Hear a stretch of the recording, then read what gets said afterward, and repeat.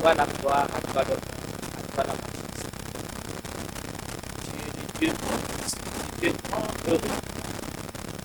Tu es le Dieu important, le Dieu véritable. Tu es celui qui est adoré, notre Seigneur. Tu es notre Sauveur Jésus-Christ de Nazareth, notre Libérateur, tu es notre Rédempteur. Tu as tellement fait des choses pour nous et que la Bible dit tu es tout pour nous. Reçois la gloire qui t'est réservée ce matin. Nous te bénissons, nous te louons pour le souffle de vie et pour l'occasion que tu nous donnes de partager ta parole. Sois avec nous pendant ces instants au nom de Jésus. Amen. Et bien-aimés, nous remercions le Seigneur pour l'occasion qu'il nous donne encore et de partager sa parole ce matin. Nous remercions aussi nos pasteurs qui nous sont toujours associés à cette œuvre. Nous bénissons les conseils paroissiales et l'Église pour la confiance renouvelée à notre personne. Que le Seigneur vous bénisse. Alors, ce matin, nous savons que nous avons un thème annuel qui est « Ils l'ont vaincu à cause du sang de l'agneau et à cause de la parole de leur témoignage ». C'est le thème que nous exploitons cette année. Alors, ce thème-là est tiré dans Apocalypse 12, au verset 11. Et nous disons souvent, et ce matin, nous voulons partager aussi dans ces grands thèmes un aspect que le Seigneur nous a mis à cœur. Donc, nous avons un sous-thème qui est « Il a effacé l'acte dont les ordonnances nous condamnent ». Alors, je me disais, Seigneur, qu'est-ce que je vais dire à ton peuple? Mais cette phrase était tellement claire, ou ces versets, dans mon esprit, je dis, ok, on va y aller. Alors, je pense que Dieu a des choses à nous apprendre là-dessus. Il a effacé l'acte dont les ordonnances nous condamnaient, se trouve dans Colossiens 2, verset 14.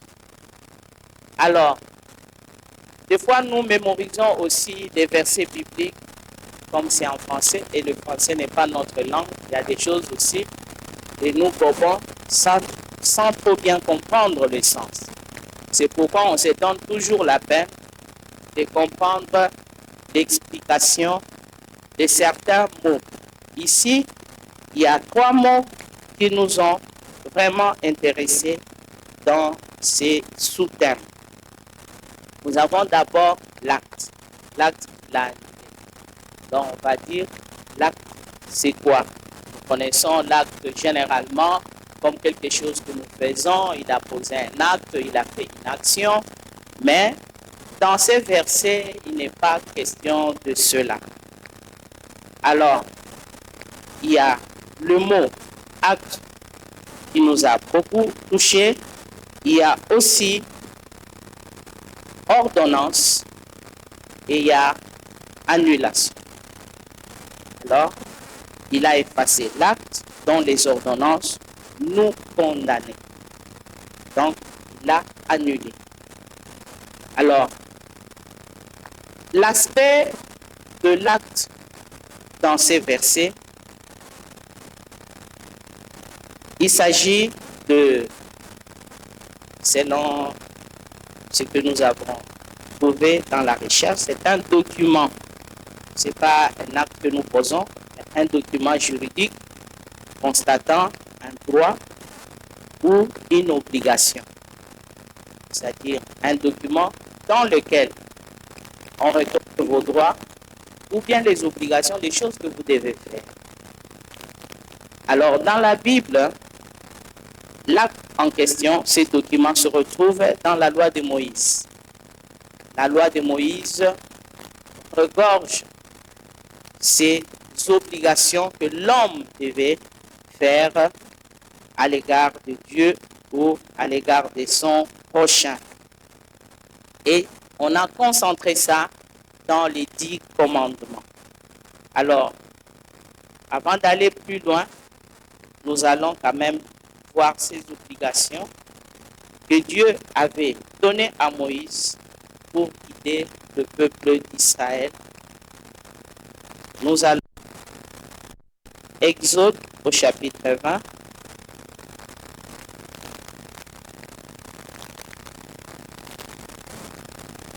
Exode 20, nous commençons au verset 1. Donc, Exode 20, 1 à 17. La parole de Dieu nous dit: alors Dieu annonça toutes ces paroles en disant: je suis l'Éternel ton Dieu qui t'ai fait sortir du pays d'Égypte, de la maison de servitude. Tu n'auras pas d'autre Dieu devant ma face. Tu ne te feras point d'image taillée ni de représentation quelconque des choses qui sont en haut dans les cieux, qui sont en bas sur la terre et qui sont dans les eaux le plus bas de la terre, plus bas plutôt que la terre. Tu ne te prosterneras point devant elles et tu ne les serviras point, car moi, l'Éternel ton Dieu, je suis un Dieu jaloux qui punit l'iniquité des pères sur les enfants jusqu'à la 3e et la 4e génération de ceux qui me haïssent, et qui fait miséricorde jusqu'en 1000 générations à ceux qui m'aiment et qui gardent mes commandements. Verset 7. Tu ne prendras point le nom de l'Éternel ton Dieu en vain, car l'Éternel ne laissera point impuni celui qui prendra son nom en vain. Souviens-toi du jour de repos pour le sanctifier. Tu travailleras 6 jours et tu feras tout ton ouvrage. Mais le 7e jour est le jour du repos de l'Éternel ton Dieu. Tu ne feras aucun ouvrage, ni toi, ni ton fils, ni ta fille, ni ton serviteur, ni ta servante, ni ton bétail, ni l'étranger qui est dans tes portes. Car en 6 jours, l'Éternel a fait les cieux, la terre et la mer, et tout ce qui y est contenu. Et il s'est reposé le 7e jour. C'est pourquoi l'Éternel a béni le 7e et le jour du repos et l'a sanctifié. Verset 12. Honore ton père et ta mère, afin que tes jours se prolongent dans le pays que l'Éternel ton Dieu te donne. Verset 13. Tu ne tueras point. Tu ne commettras point d'adultère. Tu ne déroberas point. Tu ne porteras point de faux témoignages contre ton prochain. Tu ne convoiteras point la maison de ton prochain. Tu ne convoiteras point la femme de ton prochain, ni son serviteur, ni sa servante, ni son bœuf, ni son âne, ni aucune chose qui appartienne à ton prochain. Tout le peuple entendait les tonnerres. Non, on se limite au verset 17. Donc, tu ne convoiteras point des choses qui appartiennent à ton prochain. Amen. Donc, vous voyez toute une liste des obligations que l'homme devait par rapport à son Dieu, pour être en bon terme avec son Dieu. Tellement de choses que l'homme ne pouvait vraiment pas être en mesure de tout respecter. C'est comme ça que Dieu dit aux enfants d'Israël, un peuple pour être des gens qui obéissaient deux fois qui tombaient, deux fois qui se rebellaient. Et nous voyons que ces ordonnances rendaient le peuple de Dieu coupable. Alors, c'est à Moïse que cela a été donné sur le mont Sinaï pour guider la vie de ce peuple d'Israël. Et cela était concentré sur l'amour et prochain et sur l'amour de Dieu. Donc ces commandements sont aussi le fondement de la foi chrétienne et de la tradition biblique. C'est un fondement. Et vous verrez aussi dans le Nouveau Testament, on nous parle de l'amour du prochain. Alors, cet acte ou l'obligation qui énumérait nos fautes avec les exigences que l'homme ne pouvait respecter. Alors, il y a l'apôtre Paul aussi qui reconnaît que oui, Dieu a donné ses commandements, Dieu nous a donné ses obligations dans cet acte que lui-même avait ordonné, mais l'homme est faible. L'homme n'était pas vraiment à mesure de respecter toute la loi de Dieu. Bien qu'il le faisait, mais il était failli. Alors nous allons voir ce que l'épître de Paul aux Romains nous dit. Nous allons prendre Romains, nous allons dans le Nouveau Testament, Romains, chapitre 7. Nous voulons vraiment lire certains versets bibliques pour que nous puissions nous imprégner de ce que le Seigneur peut nous dire ce matin. Nous prenons Romains 7, verset 7 au verset 25. Paul dit ceci. Que dirons-nous donc? La loi est-elle péché? Loin de là. Mais je n'ai connu le péché que par la loi, car je n'aurais pas connu la convoitise si la loi n'eût dit tu ne convoiteras pas. Nous avons vu que dans les 10 commandements, on nous dit tu ne convoiteras point. Alors Paul dit, c'est parce que la loi les dit que maintenant, quand je transgresse cette loi, en lingala on dit beaucoup kamibeko, que maintenant le péché vient. Je pense que nous comprenons. Donc, Paul dit, c'est parce que cela est écrit dans la loi que maintenant je connais que ne pas le faire, c'est un péché. Alors, le verset 8 nous dit, et le péché, saisissant l'occasion, produit en moi par le commandement toutes sortes de convoitises, car sans la loi, le péché est mort. Pour moi, étant autrefois sans la loi, je vivais. Mais quand le commandement vint, le péché reprit vie et moi, je mouris.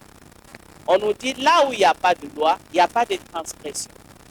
C'est-à-dire, si on te dit, ne passe pas par ici, c'est une loi. Si tu passes, n'est-ce pas, tu as transgressé la loi. Et tu as péché contre cette loi. Mais s'il n'y a aucune loi à cet boulevard, passer comme vous voulez, est-ce qu'il y aura des transgressions?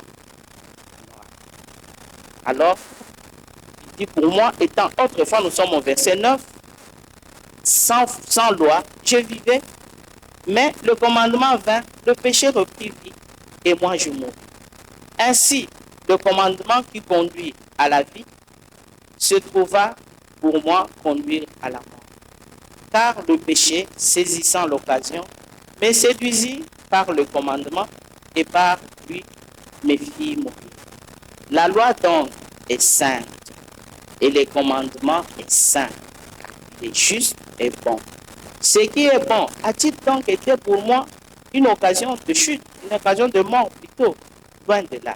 Mais c'est le péché afin qu'il se manifesta comme péché en me donnant la mort par ce qui est bon et que par le commandement devint condamnable au plus haut point.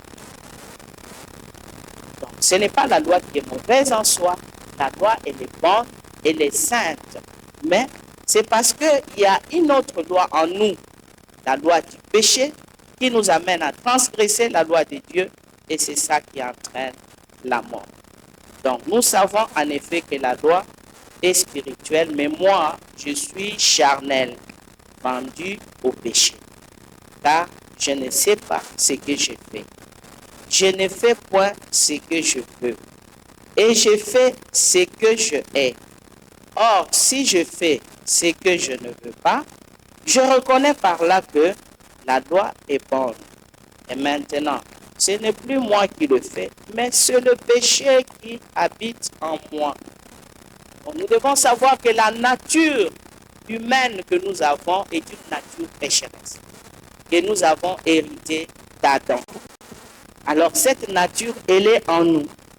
Alors, c'est cette nature qui combat la loi de Dieu, qui est au fait une loi sainte, mais à cause du péché qui habite en nous, nous sommes maintenant obligés de la transgresser et l'homme était maintenant voué à la mort. Car je ne fais pas le bien que je veux et je fais le mal que je ne veux pas.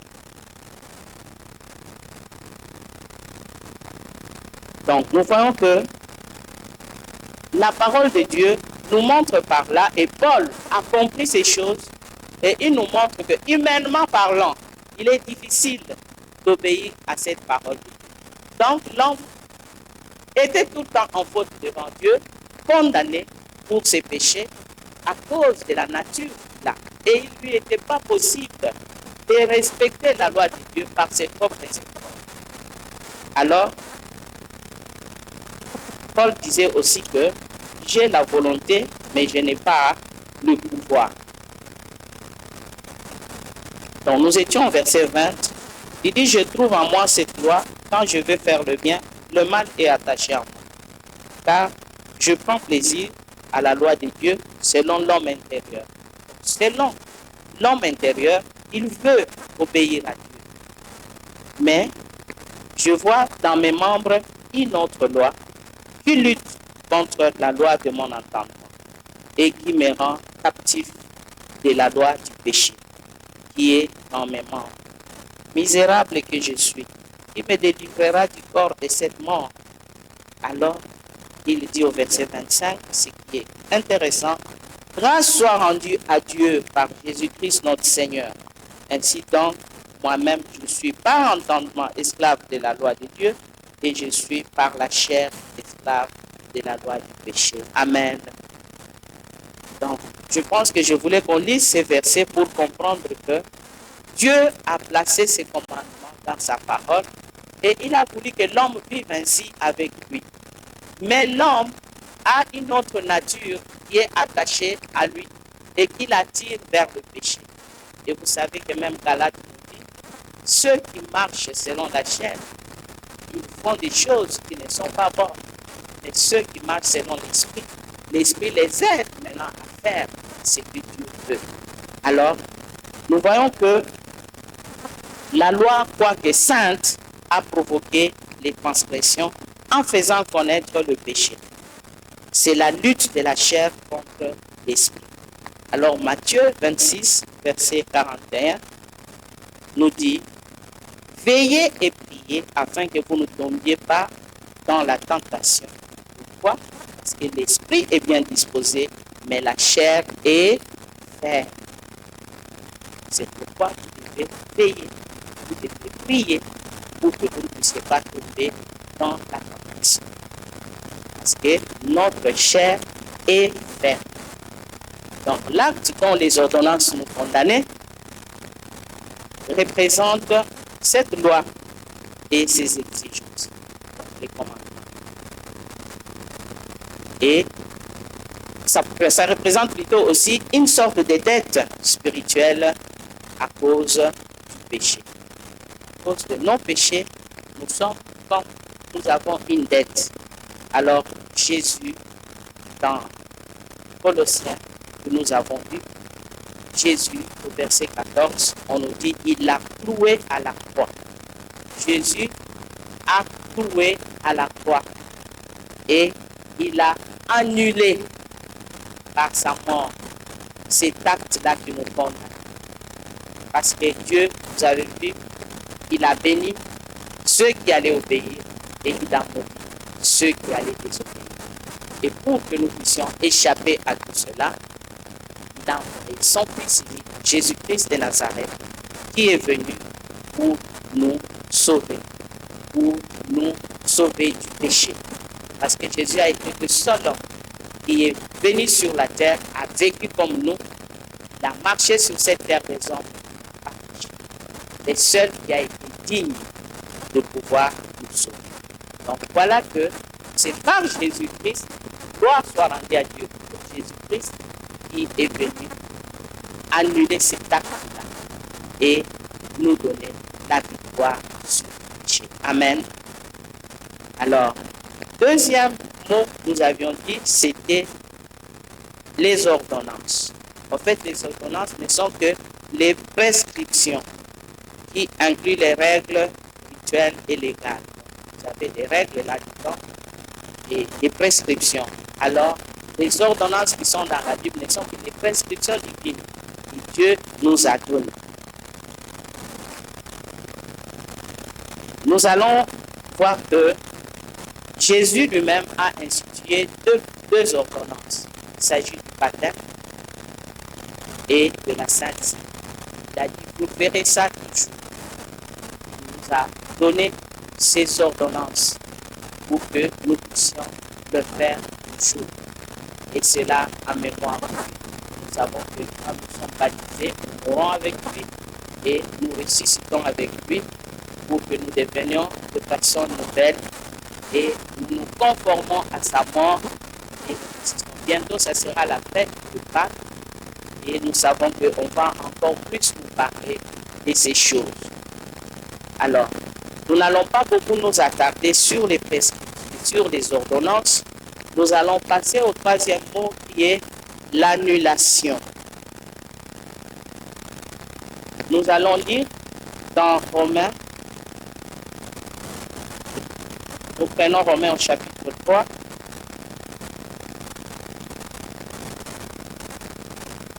Nous prenons le verset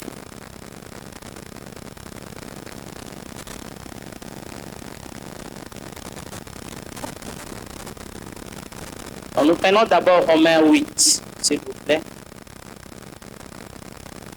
Nous prenons Romains 8, 1 à 3.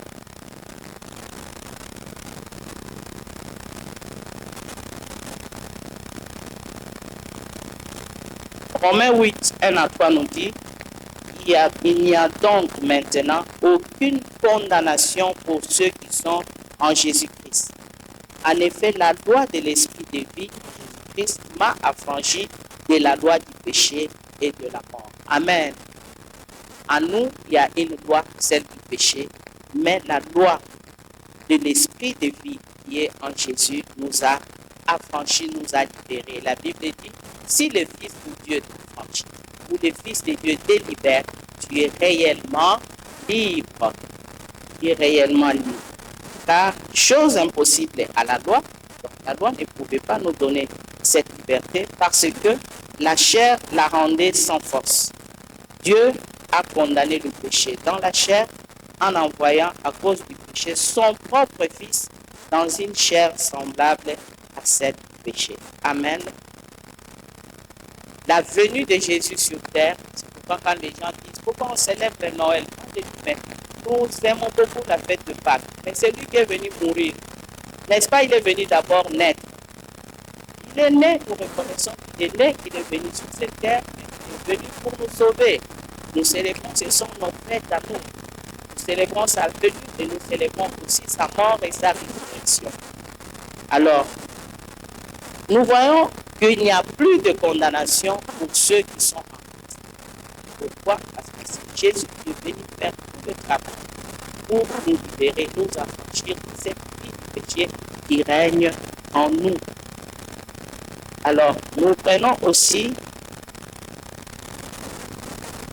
nous sommes dans Romains, là c'était justement le chapitre 3 dont je parlais, Romains 3.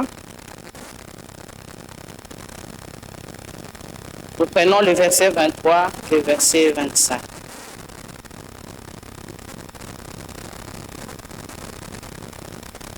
Jésus est venu pour nous justifier. La Bible dit au verset 23, car tous ont péché et sont privés de la gloire de Dieu. Et ils sont gratuitement justifiés par sa grâce, par le moyen de la rédemption qui est en Jésus. Donc, nous voyons que Jésus est venu vraiment annuler cette condamnation qui pesait contre nous. Nous étions tous des pécheurs et nous étions privés de la gloire de Dieu. Mais Jésus nous a gratuitement justifiés par sa grâce. Amen. Il nous a justifiés par sa grâce. Dans l'ancien temps, pour que tu te fasses pardonner, nous le savons, que les gens allaient avec des bêtes. Ils amenaient des brebis, des agneaux, des oiseaux, des tourterelles, pour qu'ils puissent, des colombes, pour qu'ils puissent verser le sang et cet animal portait les péchés de la personne qui a péché et la personne qui est purifiée. Mais tous ces sangs-là, des animaux, ne servaient à rien.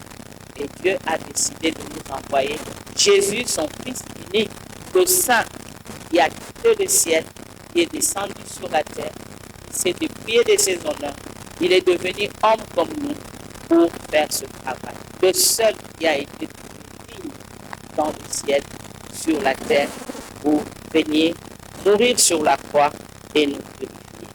Dieu a donné son Fils unique. Donc c'est lui que Dieu a destiné par son sang, au verset 25, à être, pour ceux qui croiraient, victime propitiatoire afin de montrer sa justice, parce qu'il avait laissé impuni les péchés commis auparavant au temps de sa patience. Donc c'est lui que Dieu a trouvé digne pour venir. C'est pourquoi quand tu adores Jésus, adore le vrai. Amen. Quand tu l'adores, adore le vrai.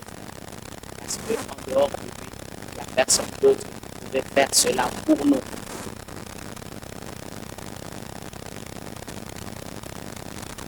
Donc nous disons, comme Jésus a annulé, il n'y a plus de condamnation pour ceux qui sont en Christ. Plus de condamnation. Il y en a qui servent Dieu, mais qui ont toujours la culpabilité de ce qu'ils avaient. Ils ont toujours cette culpabilité. Vous savez que le diable est les champions. Il va te tenter, tu vas poser l'acte, et après, il va commencer à te ronger pour te rappeler cela. Pour te rappeler ce que tu as fait. Alors, nous disons aussi que nous sommes justement gratuitement justifiés, et puis notre passé est effacé. Amen. Dieu ne considère pas ce que nous avons fait dans le passé. Il nous considère à partir de notre conversion. Quand nous recevons Jésus comme Seigneur et Sauveur, à ce moment-là, l'aiguille de la montre commence maintenant à marcher. Donc, au temps de sa patience, il nous a supportés. Nous étions inconscients, nous avons vécu comme nous avons vécu. C'est pourquoi maintenant que nous sommes en Christ bien-aimés, ce n'est pas bon de vivre comme nous. Nous continuons à poser des questions. Est-ce que ma sangueza m'a dit? Est-ce que Kopimana m'a m'a dit?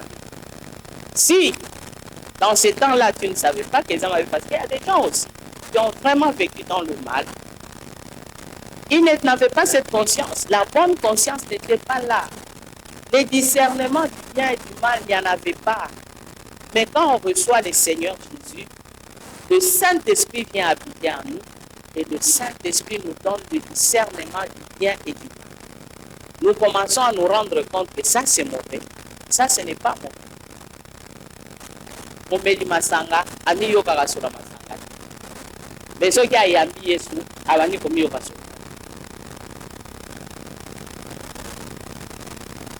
Si vous ne le savez pas, je vous le dis que c'est vrai. Il est tellement habitué à ça qu'il ne sent pas, ça ne le met pas mal à l'aise. Il en veut encore. Mais il gêne son entourage. Mais c'est quand il reçoit le Seigneur qu'il va plus supporter tout ça. Bien-aimé dans le Seigneur, ton passé est passé. Les fautes sont passées en Jésus.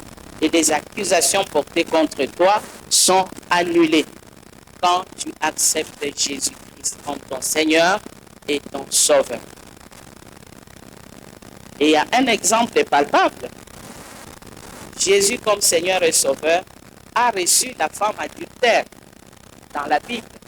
Cette femme a été attrapée en flagrant délit d'adultère. Bakangi est preuve à l'appui. Parce qu'il y en a qui disent, preuve parce que tu sais qu'on t'a jamais. Preuve ça. Mais cette femme-là, il y avait la preuve. Et quand on l'a amenée devant Jésus, Jésus l'a justifiée. Et désormais, cette femme a servi le Seigneur toute sa vie.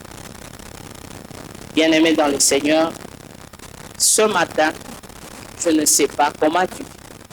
Ce n'est pas le fait de venir à l'église. Cela ne veut rien dire. Parce que vous savez, le royaume de Dieu, c'est comme un filet, nous dit la Bible. Et vous savez que quand un pêcheur pêche, est-ce que dans le filet, il n'y a que de poissons? Il n'y a pas que de poissons. Même des morceaux de bois. Même des espèces de trucs qu'il n'a pas prévus. Vous aurez des crabes, vous aurez des crevettes, vous aurez aussi des choses qu'on ne mange pas peut-être, qui sont dans l'eau, mais qui vont entrer dans le filet. Mais Dieu lui-même, à la fin du temps, il va trier ce qui était dans son cœur. Mais soyons du bon côté. Ne passons pas notre temps inutilement. Ne passons pas notre temps inutilement. Il faut que notre passé passe réellement. Si on me dit, mon soeur, on a oui, ça c'était mon passé. On peut répondre, c'était son passé. Mais ce n'est plus la même personne. Parce que Jésus a fait ce. J'étais triste d'apprendre une histoire. J'étais choqué, il y avait des sentiments mélangés. Parce que quelqu'un racontait que maintenant, pour cette génération, si, moi je pensais que c'était, il parlait de l'Europe, de l'Amérique. Mais moi je pensais que ce n'est pas chez nous. Mais quelqu'un m'a confirmé que, dans l'église, j'étais choqué. Qu'est-ce qui se passe? Tu veux te marier, moi je l'apprenais, je ne connaissais pas. Tu veux te marier, mais la veille de ton mariage ou quelques jours avant ton mariage, je ne sais pas, c'est maintenant un an, on te choisit pour la fille un garçon avec qui tu vas sortir, faire tout ce que tu veux, toutes les bêtises et dire à ces bêtises au revoir. Le garçon mêmement sortira avec lui. Vous savez que c'est tellement dangereux et c'est jouer avec lui. Comment toi qui dois te garder pur, les relations hors mariage ne sont pas permises. Tu dois te garder pur pour ton conjoint, pour ta conjointe, et tu vas te vautrer la veille. Voilà comment le diable, c'est vraiment le père de mensonges. Ces plaisirs-là, c'est dans le couple qu'il faut l'avoir. Dans le cadre que Dieu lui-même a permis. Mais comment le diable peut t'envoûter pour que la veille de ton mariage, tu ailles faire de telles choses? Comment c'est possible? Et puis, les chrétiens, les païens, on peut dire, oui, ils se vautrent encore dans le mal. Mais les chrétiens, venez à l'église, vous écoutez la parole de Dieu. Et à Kinshasa, la parole de Dieu partout. Au fond, la radio, yango. Au fond, la yango. La télévision, yango. Cette parole que nous écoutons doit nous affecter et nous transformer. Jésus a déjà fait le boulot.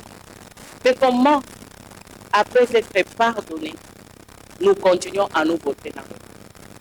C'est comme le corps. Ngulu, ata osokoli ye na savon. Ce qui a mon hypothèse, ça a parce que naturellement, c'est une peau grasse, il aime la fraîcheur et il va aller se vautrer dans la boue. Il n'a pas le discernement que la boue est sale. C'est toi qui les laves. Jésus t'a lavé. Nous ne devons pas être comme des porcs pour aller nous vautrer encore dans le mal le plus belle. Et la Bible nous dit, nous sommes comme des chiens. D'autres fois, mon fils me disait, maman, le chat Zeus, il a vomi. Et puis, juste après, il a commencé à manger, nous avons fui. Pour eux, c'était choquant de voir que le chien mange ses vomis. Mais moi, à Zakaka, moi, il y avait un collègue qui disait, à Zakaka, à Koutikala, à Liakana. Donc, un chien, même si tu le mets sur une place d'honneur, mais c'est un chien. Il a ses habitudes, à moins que ce soit vraiment un chien dressé à quel niveau, mais c'est un chien. Il y aura des tics de chiens. Il mange, il vomit et il mange. Et nous sommes des enfants de Dieu. Jésus nous a pardonné, Jésus nous a purifiés et nous ne pouvons plus nous vautrer dans le mal. Alors, il y a trois vérités que nous voulions partager. D'abord par rapport au pardon de nos péchés. Par sa mort à la croix, Jésus a pris notre place. Il est devenu péché. Son sang a coulé pour nous purifier de tout péché. Vous pouvez voir ça dans 1 Jean, chapitre 1, verset 8 au verset 10.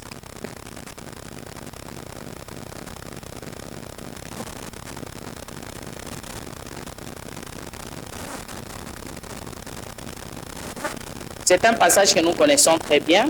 La Bible nous dit, si nous disons que nous n'avons pas péché, nous ferons des dieux menteurs et la vérité ne se trouve pas en nous.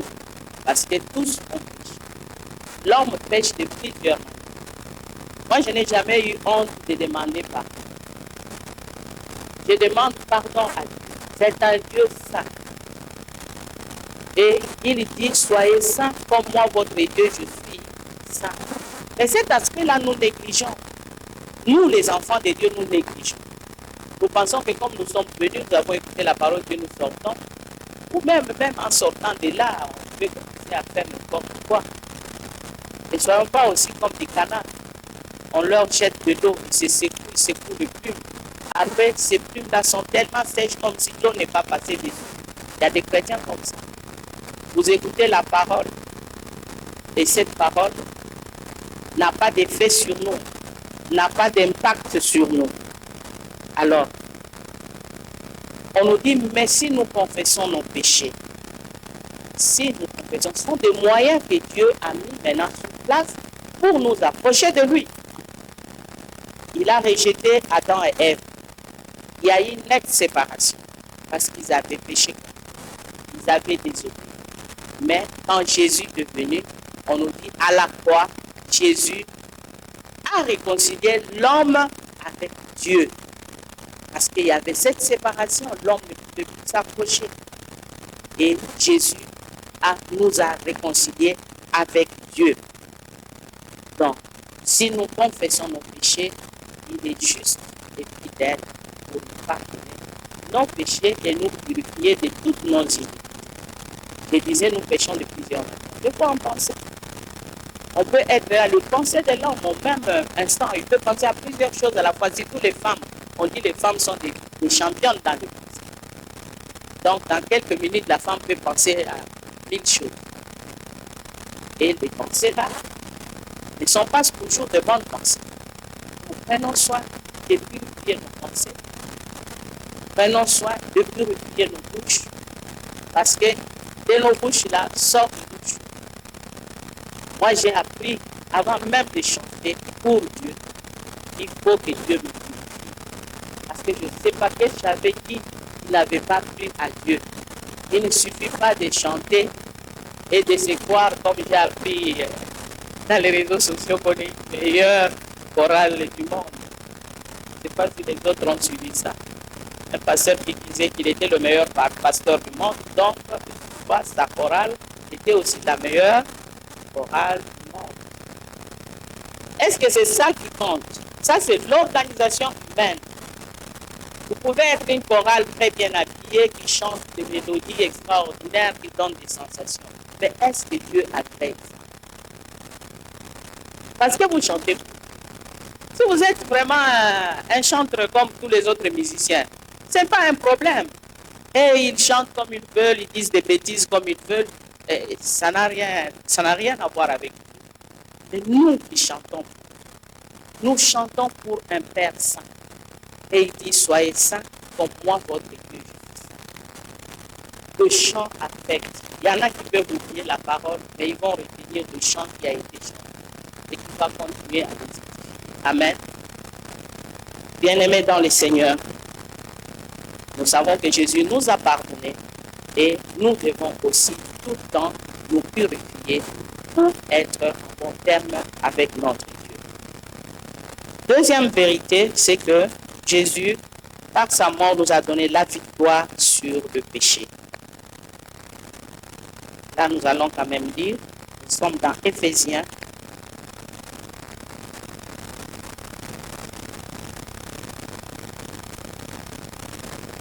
Nous prenons Éphésiens au chapitre 5, du verset 1 au verset 5.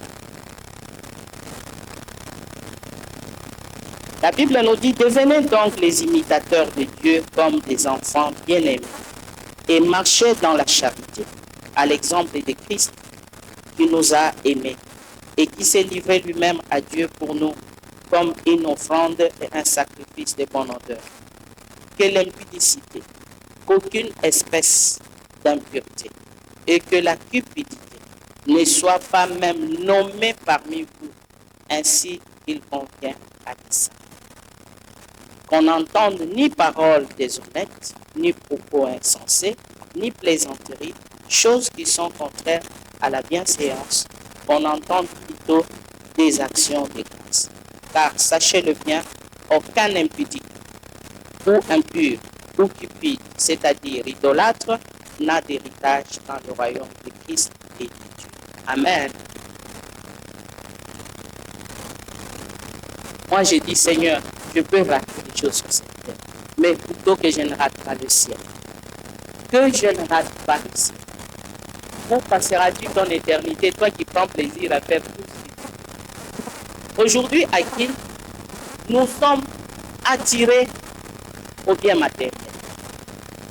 On oublie qu'on veut utiliser tous les moyens possibles pour avoir une voiture, avoir une maison, avoir une Jeep et tout ça. Peut-être que Dieu te donnera, dans ton avenir te donnera, mais aujourd'hui, il ne t'a pas encore donné. Mais pourquoi abandonner Dieu et aller chercher ça?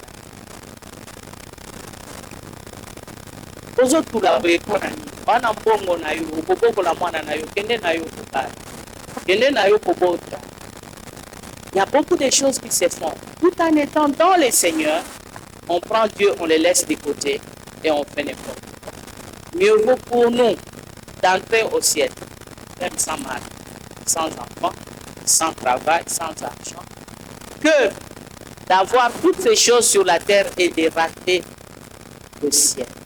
Que certes-là est notre, de gagner le monde entier et de perdre son. Comme le pasteur Jean-Baptiste Soumé disait, à qui il n'y a pas des affaires, au ça la rendez Bakou, au ça du coup et Simbi, au Zumbo.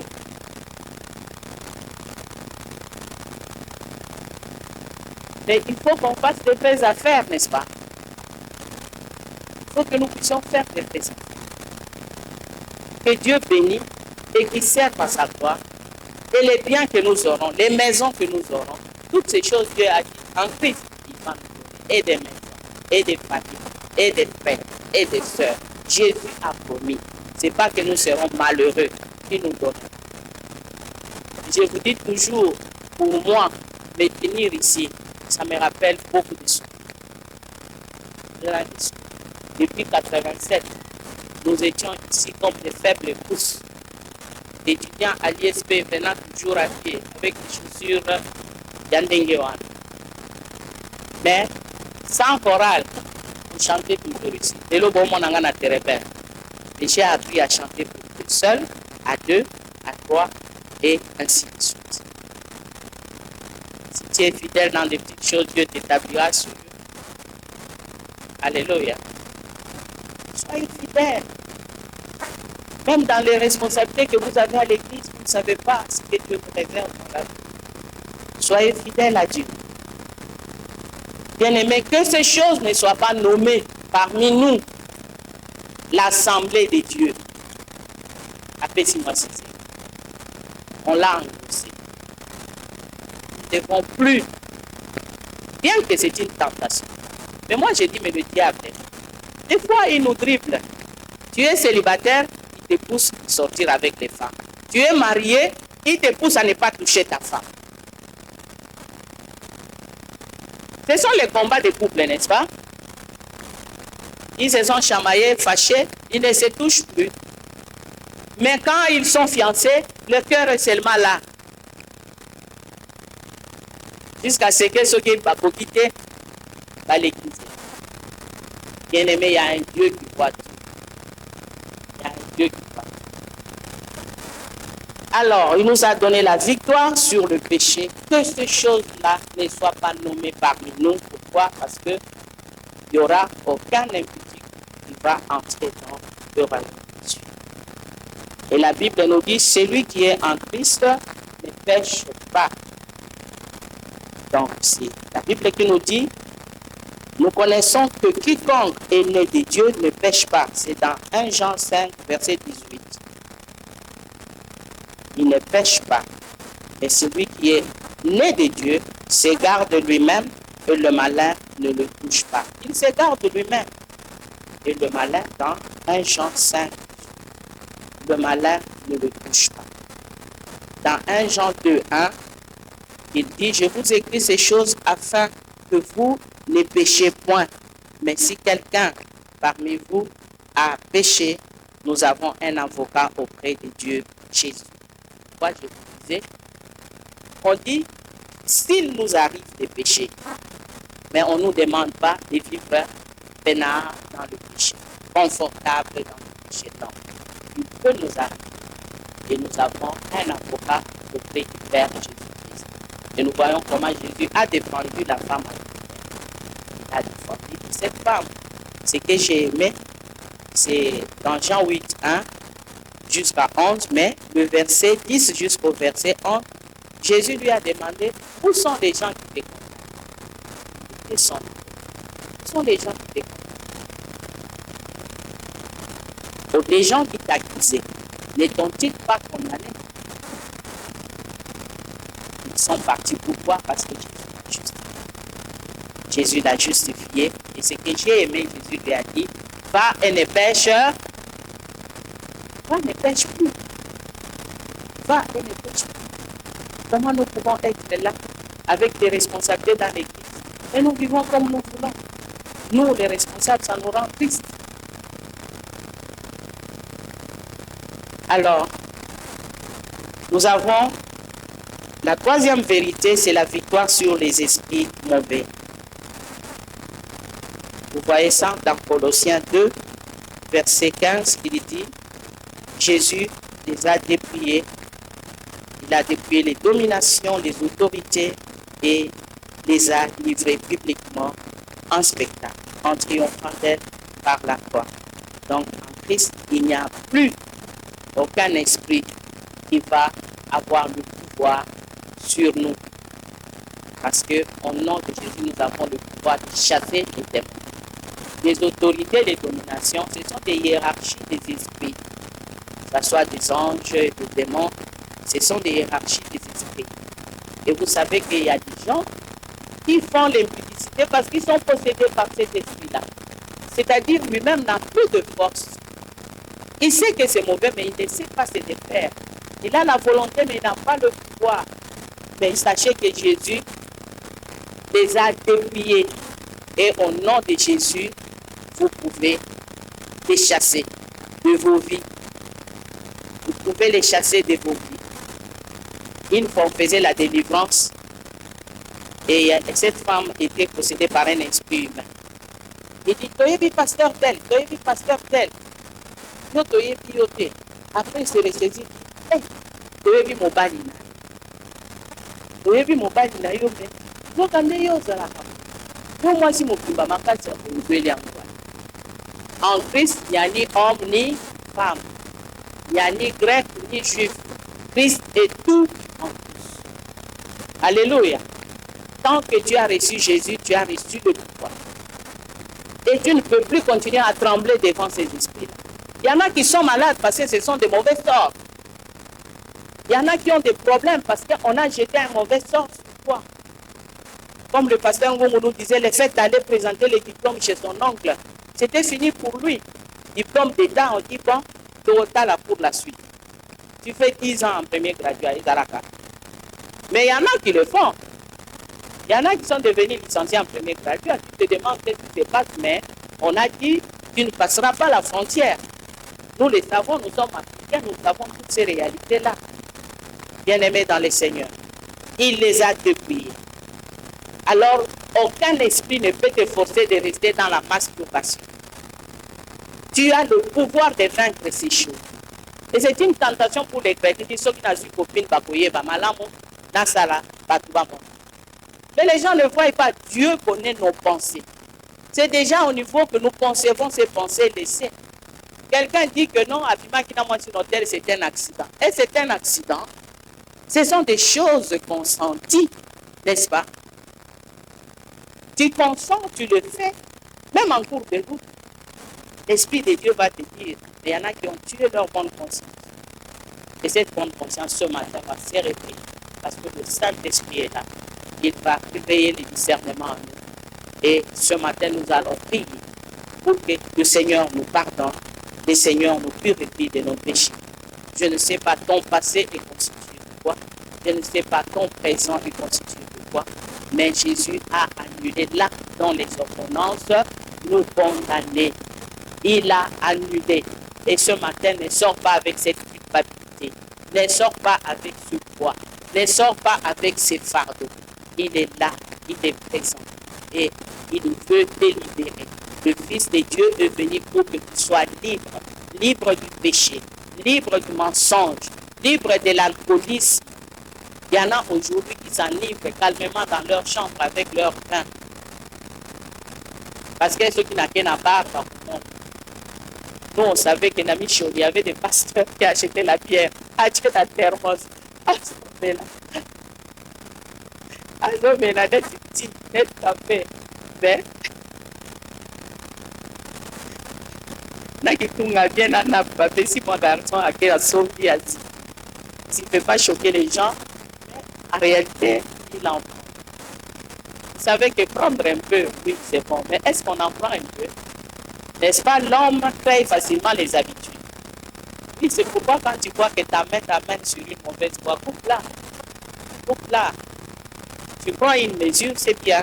Et si tu as la maîtrise, gloire à Dieu. Mais si tu n'as pas la maîtrise et que ça t'arrive, ça te met dans toutes les idées. Moi, j'ai dit, comme naturellement Dieu m'a fait cette grâce, ni solo nango, ni kunango na sikara. Depuis mon enfance. D'abord, moi, dans les quelques fois qu'on a tenté de me donner, de créer des dégâts. On a dit, moi, nango.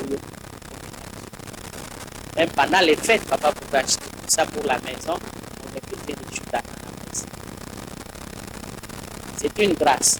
Mais si on est en folie, je peux avoir l'argent, ou je peux voir ça, ou je peux en avoir dans mon entourage. J'ai dit, je préfère être enivré du Saint-Esprit que d'être enivré.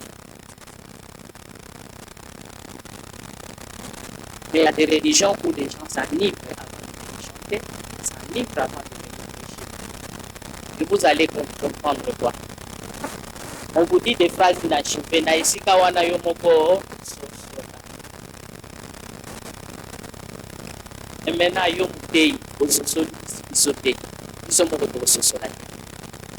nous allons nous lever, nous allons prier.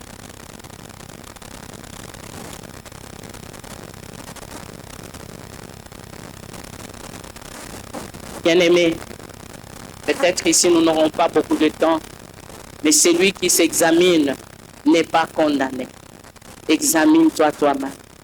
Quelles sont les choses dans lesquelles tu es faible?